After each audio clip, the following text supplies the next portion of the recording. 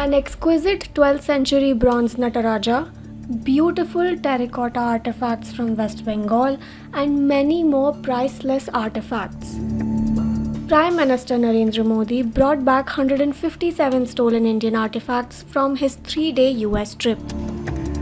India has been working to bring back lost antiquities and artifacts that were stolen and smuggled to other countries. Some of them are really old and precious, like the 600-year-old Nataraja idol worth almost 300 crore rupees returned by the Art Gallery of South Australia in 2019. In the past, the government has recovered 54 stolen antiquities since 1976. So the 157 artifacts is being seen as one of the biggest recoveries in India's history. However, the actual process of bringing these artifacts back is a much longer and winded one than imagined. For instance, the 600-year-old Nataraja idol took the Art Gallery of South Australia 5 years to return after questions over its origins were raised. 5 years. So, how is an artifact returned to its country of origin? This process involves networks of individuals who meticulously trace, investigate, document, build a case for repatriation, and liaison with state police departments and foreign security agencies. One such network is the India Pride Project, and we have with us S. Vijay Kumar, the co-founder of India Pride Project.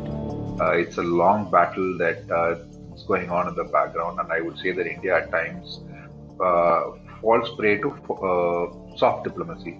So it needs a change of attitude where India has to become more strong, and we have to shift the burden of proof on the seller. So right now what's happening in India is we say something is coming up for sale, it's turned back to us saying, okay, find out from where it was stolen. It's a Herculean task. The network of volunteers do much more.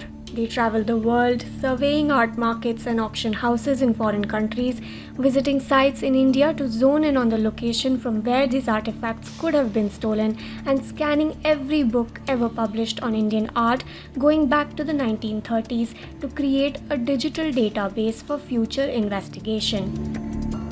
We've managed to use social media effectively. The last 12 years, what we do is we have targeted groups within Facebook where we talk, for example, of South Indian bronzes. So we just request two things from them. Take one image, a selfie with the object, take one without you and send us the one without you. And for a few Facebook likes, without spending $1 over the last decade and a half, we have probably got the largest collection of diversified, distributed Indian art free of cost. So the process is difficult, long drawn, and requires aggressive documentation of our heritage artifacts. Tamil Nadu forms a very big percentage of the restitution efforts because it is well documented. It is also the only state that has a dedicated idol wing that deals with investigation and recovery of artifacts. So what happens to these idols once they come back? There are two types of artifacts, one that is stolen from temples and the other that is stolen from buried ground. In olden times, wealth was stashed away by burying it in the ground during attacks by enemies, which essentially means that such artifacts do not have a legitimate custodian. Most of the artifacts that are stolen from temples are returned back to the temples. If the temples do not have a strong room to keep the idols, they are moved to a bigger temple in the same district.